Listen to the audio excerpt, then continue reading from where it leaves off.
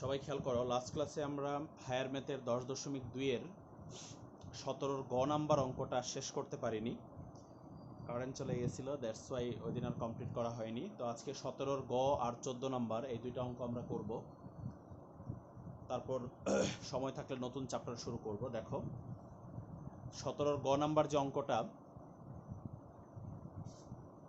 10.2 এর 17 গ, a plus bx whole to the power n। তো কোয়েশ্চনে দেখো a এর ভ্যালু দেওয়া আছে 2 আর b এর ভ্যালু দেওয়া আছে 1, that means 2 plus x whole to the power n। এটা আসতেছে a এর ভ্যালু 2 দেওয়া, b এর ভ্যালু 1 দেওয়া, তাই আমরা মান বসিয়ে দিলাম। তাহলে 2 plus x whole to the power n। এখন দেখো কোয়েশ্চনে বলেছে এত এর বিস্তৃতির পঞ্চম ও ষষ্ঠ পদের সহগ সমান হলে n এর মানটা বের করতে হবে। তো লাস্ট ক্লাসে তোমাদেরকে আমি বিস্তৃতি না করে কোনো পদ ডাইরেক্ট কিভাবে বের করে সেটা শিখিয়েছিলাম। বিস্তৃতি না করে কোনো পদ ডিরেক্টলি কিভাবে বের করতে হয় এটা আমরা গত ক্লাসে শিখেছিলাম। তো আজকে ঠিক ওই গত ক্লাসে যেটা শিখেছিলাম আমরা ডাইরেক্ট বের করা, সেই নিয়মে পঞ্চম আর ষষ্ঠ পদটা আমরা বের করব। লাস্ট ক্লাসেও আমরা মনে হয় বের করেছিলাম। তো লেখো 2 plus x whole to the power n এত এর পাঁচতম পদ বা পঞ্চম পদ যেটাই বলো। তো আশা করি শর্টকাট নিয়মটা মনে আছে, বিস্তৃতি না করে শর্টকাটে যে কোনো পদ বের করার নিয়ম। দেখো এখানে পাওয়ার কত, পাওয়ার হচ্ছে n, তাহলে এখানে n c4 হবে। 4 কেন হবে? গত ক্লাসে বলেছিলাম যে যততম পদ বের করবা তার চেয়ে এক কম, যততম পদ বের করবা তার চেয়ে এক কম। তাহলে আমরা পাঁচতম পদ বের করতেছি, তাই এখানে 4 হবে। এরপরে ইনটু প্রথম পদ, প্রথম পদ কত? প্রথম পদ হচ্ছে 2, আর তোমরা সবাই জানো প্রথম পদের উপর পাওয়ার হবে এইটা মাইনাস এইটা, দ্যাট মিন্স n মাইনাস 4। আর দ্বিতীয় পদ হচ্ছে x, x এর উপরে পাওয়ার হবে এই নিচেরটা, দ্যাট মিন্স 4। তো এটাই হচ্ছে আমাদের পঞ্চম পদ। এরপর আমরা বের করব ষষ্ঠ পদ, তাহলে 2 plus x whole to the power n এর 6তম পদ। তাহলে ষষ্ঠ পদ কি হবে? nc5 2 to the power n minus 5 x to the power 5। এটা হচ্ছে ষষ্ঠ পদ। এখন কোয়েশ্চনে লেখা আছে যে পঞ্চম পদ আর ষষ্ঠ পদের সহগ সমান। সহগ কোনটা? এই যে এটা হলো পঞ্চম পদের সহগ আর এটা হচ্ছে ষষ্ঠ পদের সহগ। গত ক্লাসে হয়তো বলছিলাম যে সহগ মানে হচ্ছে চলকের অংশটুকু বাদ দিয়ে বাকি পুরাটাই হচ্ছে সহগ। চলকের অংশটুকু বাদ দিয়ে, চলক কোনটা এখানে? চলক হচ্ছে x, চলক হচ্ছে কোনটা এখানে? x। তাহলে এটা বাদ দিয়ে বাকি পুরাটাই হচ্ছে সহগ, এটা বাদ দিয়ে বাকি পুরাটাই হচ্ছে সহগ। তাহলে প্রশ্ন মতে এই দুইটা সহগ সমান nc4 into 2 to the power n minus 4 equal to nc5 2 to the power n minus 5। এই দুইটা সহগ সমান। এবার এখান থেকে আমাদেরকে n এর ভ্যালু বের করতে হবে। গত ক্লাসে মেবি ঠিক এই জায়গাটায় আমাদের কারেন্ট চলে গেছিল, পরে আমরা করতে পারি নাই। তো দেখো সবাই খেয়াল করো, এখান থেকে আমরা এখন ক্যালকুলেশন করে n এর ভ্যালু বের করব। তো লাস্ট ক্লাসে তোমাদেরকে nc4 এর ভ্যালু বের করা শিখিয়েছিলাম। লাস্ট ক্লাসে তোমাদেরকে nc4 এর সূত্র কিভাবে বের করতে হয় প্রমাণ সহ করে দেখাইছিলাম এবং শর্টকাটে লেখার নিয়মটাও বলে দিয়েছিলাম। লাস্ট ক্লাসে এগুলো সব শেখানো হয়েছিল। তাহলে nc4 এর ভ্যালু কি হবে? এই যে এখানে কত আছে? 4। শর্টকাটে বসাচ্ছি। গত ক্লাসে কিন্তু শর্টকাটে এগুলোর মান বা সূত্র লেখার নিয়ম শিখিয়েছিলাম। তো এখানে 4 আছে, তাই নিচে হবে 4 ফ্যাক্টোরিয়াল আর উপরে হবে n n minus 1, n minus 2, n minus 3 পর্যন্ত। মনে আছে তো জিনিসটা? আশা করি 4 এখানে কত 4, তাই এখানে 3 পর্যন্ত হবে উপরে, নিচে 4 তাই উপরে হবে 3 পর্যন্ত, into 2 to the power n minus 4 equal, এবার এই যে এটা বসাবো nc5, একইভাবে এই nc4 এর মতো nc5 কি হবে, নিচে হবে 5 ফ্যাক্টোরিয়াল আর উপরে হবে n into n minus 1 into n minus 2 into n minus 3 into n minus 4 পর্যন্ত, তাই না? নিচে যেহেতু 5 তাই উপরে হবে 4 পর্যন্ত, এরপরে into 2 to the power n minus 5। আশা করি সবাই বুঝতে পেরেছো। গত ক্লাসে এই জিনিসগুলো শেখানো হয়েছিল যে NC4, NC5, NC3, NC1, NC2 এগুলো কিভাবে বের করতে হয়, লাস্ট ক্লাসে আমরা শিখেছিলাম। তো এখন দেখো, সবাই খেয়াল করো, দুই পক্ষ থেকে আমরা কি কি বাদ দিয়ে দিতে পারি, সবাই একটু মনোযোগ দিয়ে দেখো। এই যে দেখো n, n minus 1, n minus 2, n minus 3, এই যে এখানেও দেখো n, n minus 1, n minus 2, n minus 3, তার মানে এই n থেকে n minus 3 পর্যন্ত উভয় পক্ষ থেকে বাদ দিয়ে দেওয়া যায়। উভয় পক্ষের উপরের থেকে এই n থেকে n minus 3 পর্যন্ত, n থেকে n minus 3 পর্যন্ত এই সবগুলো বাদ দিয়ে দেওয়া যায়। তাহলে বাদ দিলে কি থাকে, এখানে উপরে থাকে 1, সব বাদ, এগুলো সব বাদ, n থেকে একবার n minus 3 পর্যন্ত, এই যে n থেকে n minus 3 পর্যন্ত সব বাদ, তাহলে উপরে 1 আর নিচে হলো 4 ফ্যাক্টোরিয়াল, 4 ফ্যাক্টোরিয়াল হচ্ছে 24 into 2 to the power n minus 4 equal to, আর এই পাশে কি থাকে, এই যে n থেকে n minus 3 পর্যন্ত সব বাদ, তাহলে এখানে উপরে থাকবে n minus 4 আর নিচে হলো 5 ফ্যাক্টোরিয়াল, 5 ফ্যাক্টোরিয়াল মানে 120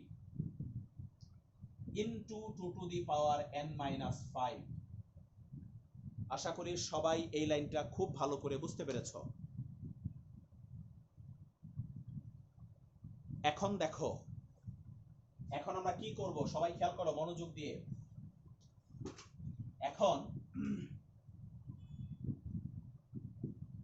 এখন আমরা এইটাকে নিয়ে আসবো এটার নিচে, বা 2 to the power n minus 4 divided by 2 to the power n minus 5। বুঝতে পেরেছো আশা করি? এই যে এটাকে নিয়ে আসছে এই পাশে, এটাকে এই পাশে আনলে কি নিচে হবে না? অবশ্যই নিচে হবে, তাহলে এটার নিচে লিখছি। আর এই 1/24 কে ওই পাশে নিয়ে যাব, তাহলে n minus 4 by 120 ইনটু 1/24 যদি ওই পাশে যায় তাহলে অনলি 24 হবে। 1/24 ওই পাশে গেলে উল্টিয়ে কি হবে, শুধু 24 হবে। আশা করি সবাই বুঝতে পেরেছো এই লাইনটাও। কারো কোনো কোশ্চেন আছে? No sir. ওকে, উপরের দিকে মুছে দিচ্ছি আমি। এবার দেখো, খেয়াল করো, দেখো উপরেরটার পাওয়ার থেকে নিচেরটার পাওয়ার আমরা মাইনাস করতে পারি, তাহলে 2 to the power n minus 4 minus n plus 5। বুঝতে পেরেছো আশা করি? উপরেরটার পাওয়ার থেকে নিচেরটার পাওয়ার বিয়োগ করেছি। আর এখানে কাটাকাটি করো তো, 24 দিয়ে 120 কে কাটলে মনে হয় 5 হয়, 24 দিয়ে 120 কে কাটলে 5 হয়, তাহলে ডান পাশে থাকতেছে n minus 4 ডিভাইডেড বাই 5, বা এখানে দেখো 2 টু দি পাওয়ার n কাটা মাইনাস 4 প্লাস 5, তার মানে 2 টু দি পাওয়ার 1 থাকে, 2 টু দি পাওয়ার 1 থাকে, তো 1 তো লেখার কোনো দরকার নাই, তাহলে শুধু 2, n minus 4 by 5। আশা করি বুঝতে পেরেছো সবাই। এখন আড়াআড়ি গুণ করো, আড়াআড়ি গুণ করলে n-4 = 10, তাহলে n = হবে 14। শেষ। এটাই হচ্ছে n এর মান। 17 গ নাম্বারে কিন্তু এই n এর মানটাই বের করতে বলেছে। তো আশা করি সম্পূর্ণ ক্যালকুলেশনটা খুব ভালো করে বুঝতে পেরেছো সবাই। এবার আমি চলে যাচ্ছি 14 নাম্বার অঙ্কে। 14 নাম্বার অঙ্কটাও অনেকটা এটার সাথে মিল আছে, কিন্তু 14 নাম্বার অঙ্কে কিছু নতুন জিনিস আছে, ওগুলো জানাটা খুব জরুরি। এই জন্য 14 নাম্বার অঙ্কটা আমি করব, মুছে দিচ্ছি এটা। 14 নাম্বারটা কিন্তু এই চ্যাপ্টারের অনেক ইম্পর্টেন্ট একটা অঙ্ক, এই চ্যাপ্টারের অনেক ইম্পর্টেন্ট একটা অঙ্ক 14 নাম্বার। দেখো সবাই, 1 + x/4 whole to the power n কি বলছে কোশ্চেনে দেখো, এত এর বিস্তৃতির তৃতীয় পদের সহগ চতুর্থ পদের সহগের দ্বিগুণ। অনেকটাই 17 নাম্বারের গয়ের মতো, যেটা একটু আগে আমরা করলাম। 17 নাম্বার গতে ছিল যে পঞ্চম পদ আর ষষ্ঠ পদের সহগ সমান, আর এখানে বলছে তৃতীয় পদের সহগ চতুর্থ পদের সহগের দ্বিগুণ। n এর মান নির্ণয় করো। তো চলো আগে আমরা তৃতীয় আর চতুর্থ পদটা বের করি, ওই যে শর্টকাট নিয়মে, বিস্তৃতি না করে ডাইরেক্ট যে আমরা বের করি যে কোনো পদ, ওই নিয়মে বিস্তৃতি না করে আমরা ডাইরেক্ট তৃতীয় আর চতুর্থ পদটা বের করে ফেলবো। এভাবে লেখো, এত এর বিস্তৃতির তৃতীয় পদ, এত এর বিস্তৃতির তৃতীয় পদ। বিস্তৃতি না করেই আমরা ডাইরেক্ট তৃতীয় পদটা বের করে ফেলতেছি, যে শর্টকাট নিয়মটা আমরা শিখেছি ওই নিয়মে। দেখো এখানে পাওয়ার কত, পাওয়ার হচ্ছে n, তাহলে nc2 2 হবে কেন, কারণ এই যে তৃতীয় পদ, যততম পদ তার চেয়ে এক কম।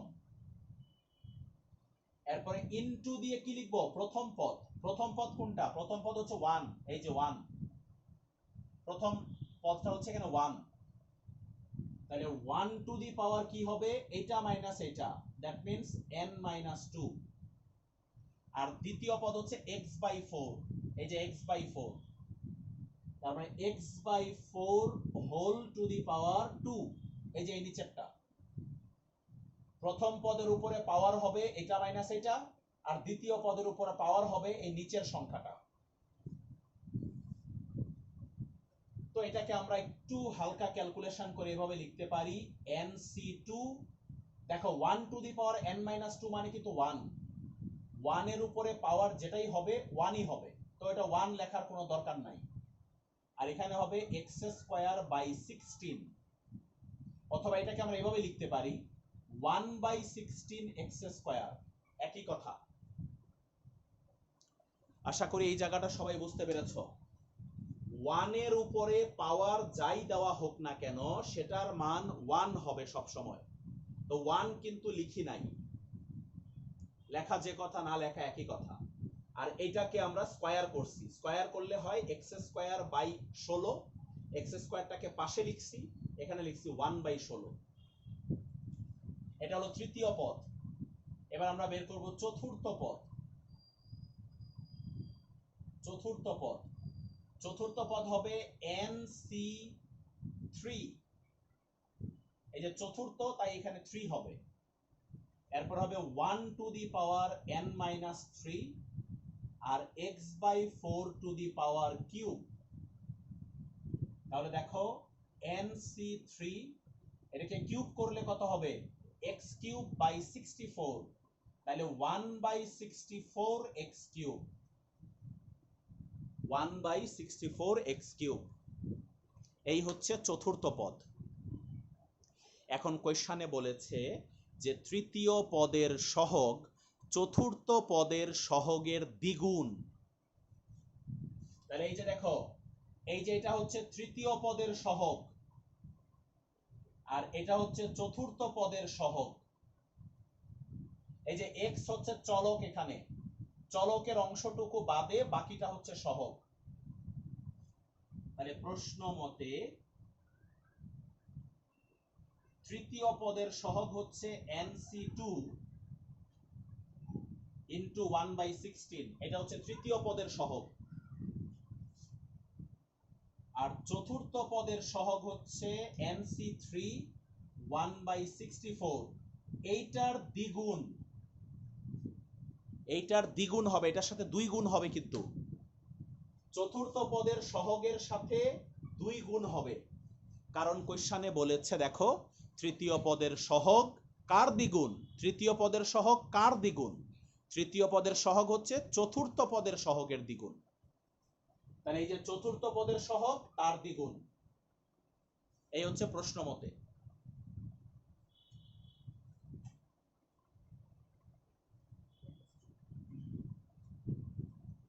আচ্ছা, আশা করি বুঝতে পেরেছো সমীকরণটা, সবাই বুঝতে পেরেছো তো ভালো করে? কোনো কোশ্চেন আছে কারো? স্যার ওকে, এবার এখান থেকে আমাদেরকে n এর মান বের করতে হবে। তো খেয়াল করো, এই যে দেখো এখানে nc2 এর সূত্র বসাই, চলো।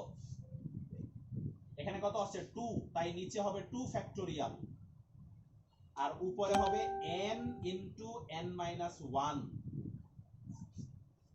ওই যে নিচে 2 তাই এখানে হবে 1 পর্যন্ত ইনটু 1/16। আর এবার nc3 বসাও, nc3 হচ্ছে নিচে হবে 3 ফ্যাক্টোরিয়াল, উপরে হবে n into n minus 1 into n minus 2।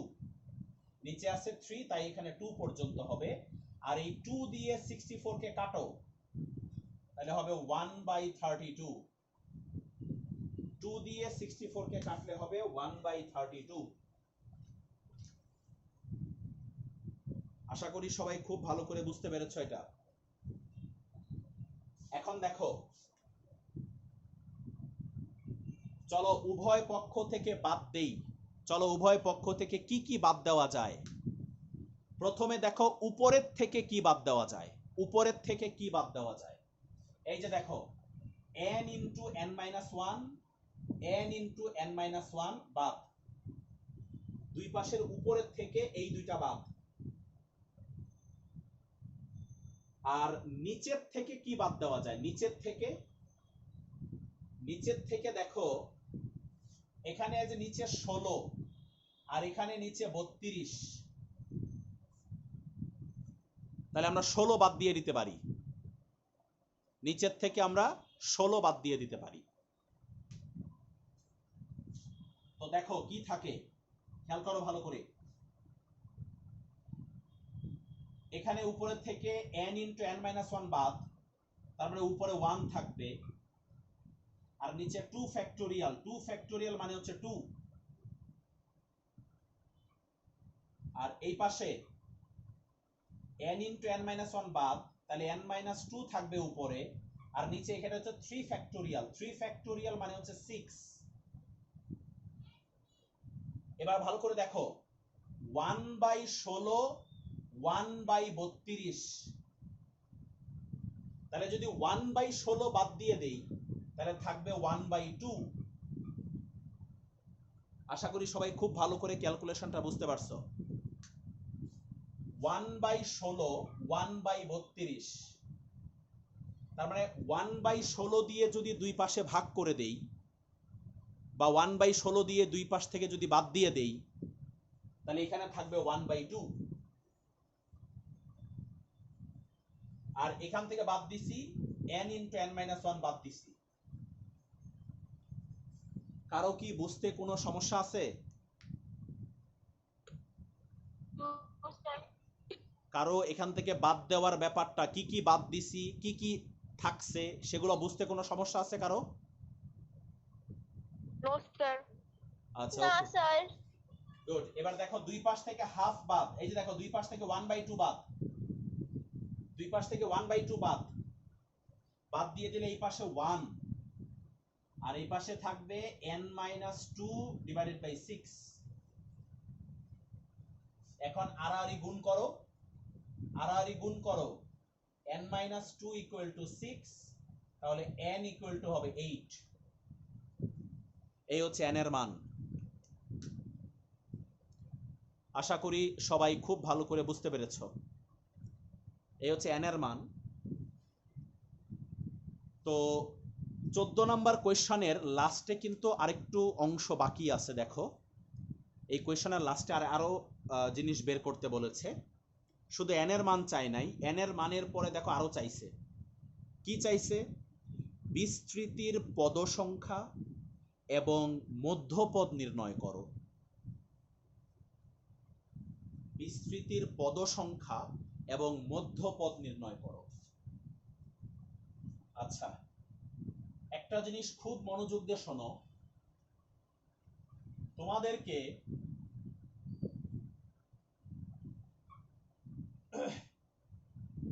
এই দ্বিপদী বিস্তৃতি যে চ্যাপ্টারটা আমরা করতেছি হায়ার ম্যাথের অধ্যায় 10, এই চ্যাপ্টারের কোনো না কোনো ক্লাসে আমি বলেছিলাম, তোমাদের হয়তো মনে আছে, আমি বলেছিলাম যে যে কোনো দ্বিপদী রাশির পাওয়ার যত থাকবে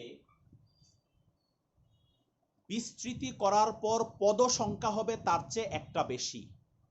বলছিলাম হয়তো এই কথাটা, বলেছিলাম, এটা আমার মনে আছে। তোমরা ভুলে গিয়ে থাকলে জিনিসটা একটু নোট করে নাও আবারও। কোন দ্বিপদী রাশির বিস্তৃতির পদ সংখ্যা হবে পাওয়ারের চাইতে এক বেশি। অর্থাৎ ব্যাপারটা এরকম, তোমাকে যদি জিজ্ঞেস করা হয়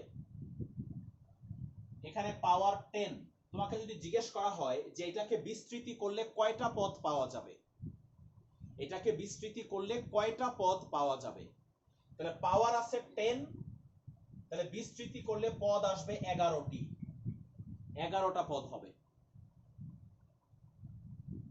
তার মানে বিস্তৃতির পদ সংখ্যা সব সময় পাওয়ারের চাইতে এক বেশি হয়।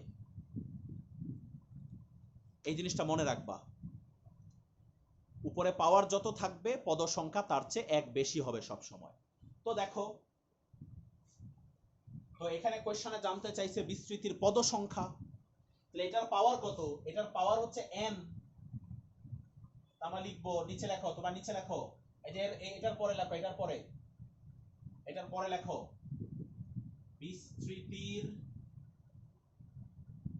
পদ সংখ্যা কি হবে? কি বলছি?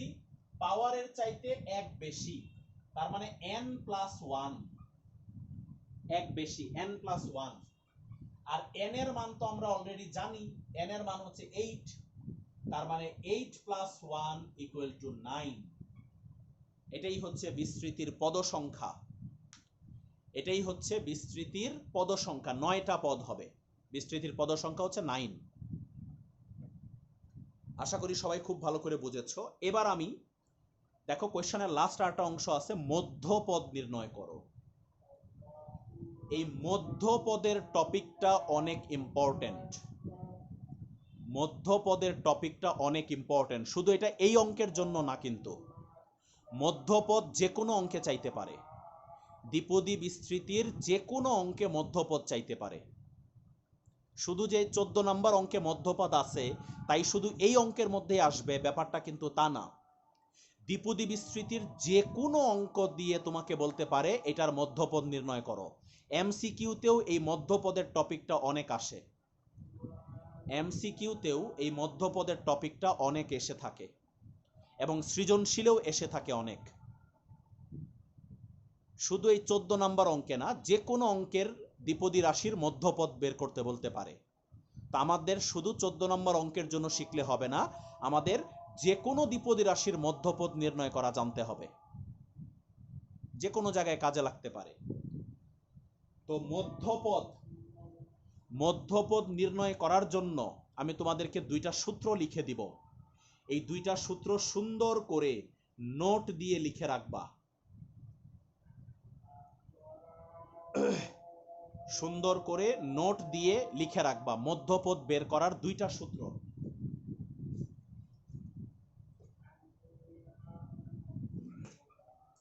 তোমরা একটু, তোমাদের কাছে আমার পার্সোনাল পরামর্শ হচ্ছে যদি বইয়ের মধ্যে লিখে রাখো তাহলে আরো ভালো হয়, কখনো হারাবে না। 10.2 চ্যাপ্টারের যেখানে খালি জায়গা আছে যে কোনো জায়গায় তুমি লিখে ফেলো এই মধ্যপদের সূত্রটা, তাহলে কখনোই হারাবে না। এটা কিন্তু অনেক ইম্পর্টেন্ট একটা টপিক, মধ্যপদের টপিক। তো দেখো দুইটা সূত্র লিখে দিচ্ছি। প্রথম সূত্র, n বিজোড় হলে n কোনটা? n হচ্ছে যে এই পাওয়ারটা। n কোনটা? n হচ্ছে এই পাওয়ার। অর্থাৎ এই পাওয়ারটা যদি বিজোড় হয়, বিজোড় হলে মধ্যপদের সূত্র হচ্ছে n প্লাস 1/2 তম পদ। এটা হলো যদি n বিজোড় হয় তাহলে মধ্যপদ বের করার সূত্র। n যদি বিজোড় হয় তাহলে এটা হচ্ছে মধ্যপদ বের করার সূত্র, n প্লাস 1/2 তম পদ। এবার হচ্ছে n জোড় হলে,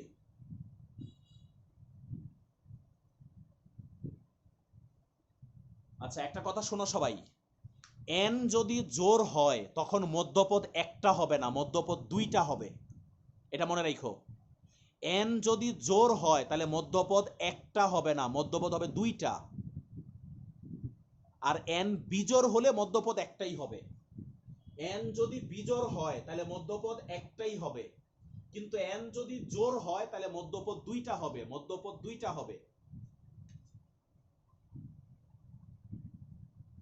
মধ্যপদ আমি কিন্তু বলছি মধ্যপদ দুইটা হবে। একটা হবে হচ্ছে n/2 প্লাস 1 তম পদ, ও আরেকটা হবে ও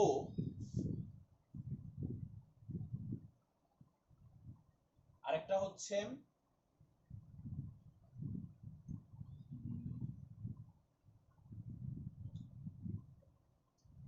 আচ্ছা একটা জিনিস দেখো একটু সবাই, মধ্যপদ একটা হবে হচ্ছে এই পদ, আরেকটা হবে এই পদের পরেরটা, মানে এইটার পরেরটা। অর্থাৎ এটা যদি হয় 5 তম তাহলে আরেকটা হবে 6 তম, এটা যদি হয় 5 তম তাহলে আরেকটা হবে 6 তম, এটা যদি হয় 6 তম তাহলে আরেকটা হবে 7 তম। এটা এভাবে লিখে নিতে পারো, এই জিনিসটা এভাবে লিখতে পারো যে n/2 প্লাস 2 তম, এটা এভাবে লিখে নিতে পারো 2 তম পদ, n/2 প্লাস 2 তম পদ।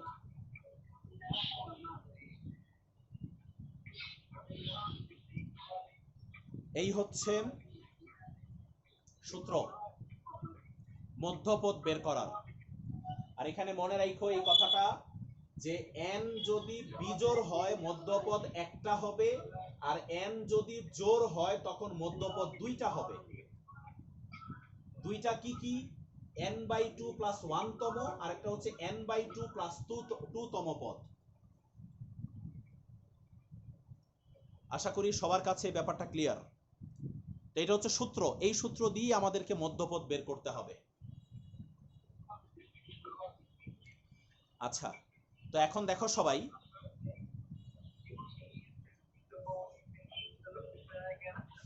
তো এটার মধ্যপদ চলো আমরা বের করি, এটার মধ্যপদ আমরা বের করি, এই সূত্রের সাহায্যে আমরা বের করব। তো এখানে n কত? দেখো এখানে n কিন্তু 8, এখানে n কত? n হচ্ছে 8। এখানে n কত? n হচ্ছে 8। তাহলে 8 কি জোড় না বেজোড়?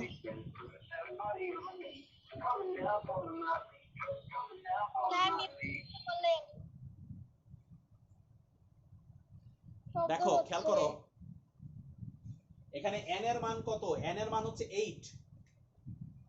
n এর মান কত? এখানে n এর মান হচ্ছে 8। তাহলে 8 কি জোড় না বেজোড়?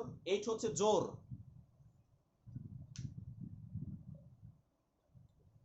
8 হচ্ছে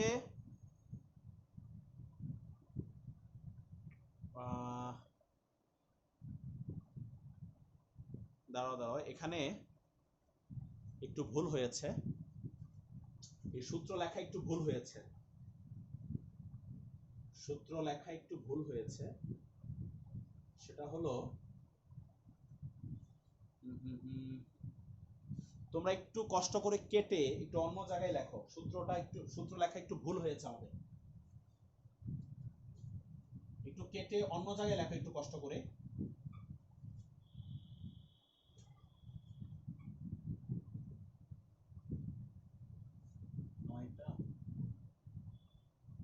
এখানে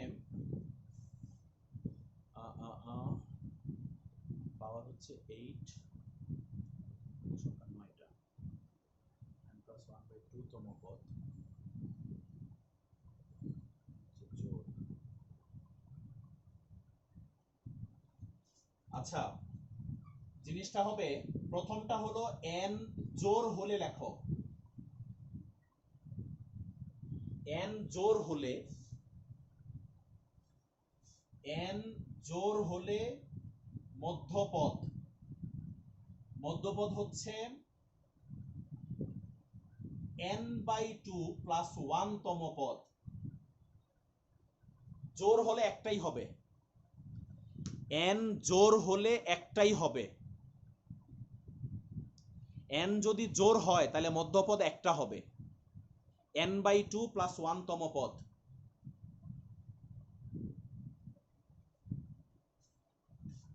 আর n যদি বিজোড় হয়, n বিজোড় হলে তখন মধ্যপদ দুইটা হবে, n বিজোড় হলে মধ্যপদ দুইটা হবে, বিজোড় হলে মধ্যপদ হবে হচ্ছে n প্লাস 1/2 তম পদ ও n প্লাস 1/2 প্লাস 1 তম পদ। এই যে এই দুইটা হচ্ছে আলটিমেট সূত্র, এর আগে একটু উল্টাপাল্টা হয়ে গিয়েছিল, আবার একটু ক্লিয়ার করে দিচ্ছি। n যদি জোড় হয়, মানে এই পাওয়ারটা যদি জোড় হয়, এই পাওয়ারটা যদি জোড় হয় তাহলে মধ্যপদ একটাই হবে, মধ্যপদ হবে একটা, n/2 প্লাস 1 তম।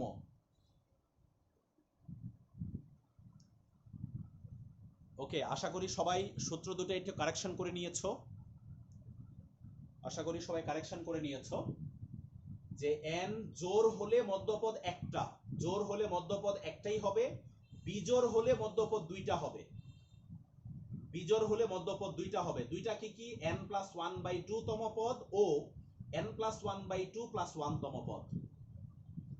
তো চলো এবার এই সূত্রের হেল্প নিয়ে আমরা এই অঙ্কটার মধ্যপদ বের করি। এখানে n কত? এখানে কিন্তু n ছিল, তো n এর মান তো আমরা বের করেছি। n এর মান আমরা কত বের করেছি? n এর মান বের করেছি 8। n এর মান আমরা বের করেছি কত? 8। তাহলে এটা কি, এই পাওয়ারটা জোড় না বেজোড়? অবশ্যই জোড়। তাহলে জোড় যদি হয় তাহলে মধ্যপদ একটাই হবে, এই যে এটা এততম পদ। তাহলে এখানে এভাবে লেখো যে এখানে n = 8 যা জোড়, সুতরাং মধ্যপদ, সুতরাং মধ্যপদ, মধ্যপদ কি হবে? এই যে সূত্র এটা, n/2 প্লাস 1 তম পদ, n/2 প্লাস 1 তম পদ। তাহলে n কত? n এর মান হচ্ছে 8, তার মানে 8/2 প্লাস 1 তম পদ, তার মানে হচ্ছে 5 তম পদ। তাহলে 5 তম পদটাই হচ্ছে মধ্যপদ। এই যে এটার মধ্যপদ হচ্ছে 5 তম পদ। কিন্তু এখানে একটা কথা আছে, কোশ্চেনে কিন্তু বলে নাই যে কততম পদ মধ্যপদ, কোশ্চেনে বলছে মধ্যপদ নির্ণয় করো। কোশ্চেনে এটা বলে নাই যে বের করো কততম পদ মধ্যপদ, কোশ্চেনে বলছে মধ্যপদটা নির্ণয় করতে হবে। আমরা জানতে পারলাম যে 5 তম পদটা হচ্ছে মধ্যপদ। তো চলো এবার 5 তম পদটা বের করে ফেলি। 5 তম পদটা যেটা যা হবে ওটাই হচ্ছে মধ্যপদ, 5 তম পদ যা হবে ওটাই হচ্ছে আমাদের মধ্যপদ। তো চলো 5 তম পদটা বের করি। কিভাবে বের করব? ওই যে শর্টকাট নিয়মে, বিস্তৃতি না করে ডাইরেক্ট কোনো পদ বের করার যে শর্টকাট নিয়ম শিখছি ওই নিয়মে আমরা বের করব 5তম পদ। দেখো এখানে পাওয়ার কত, পাওয়ার হচ্ছে 8, তাহলে 8c4, 4 কেন হবে, এই যে 5তম পদ তাই 4 হবে, এক কম হবে। এরপরে ইনটু প্রথম পদ কত 1, 1 এর উপরে পাওয়ার হবে 8 - 4 মানে হচ্ছে 4। এরপরে দ্বিতীয় পদ হচ্ছে x/4, x/4 এর উপরে পাওয়ার হবে 4।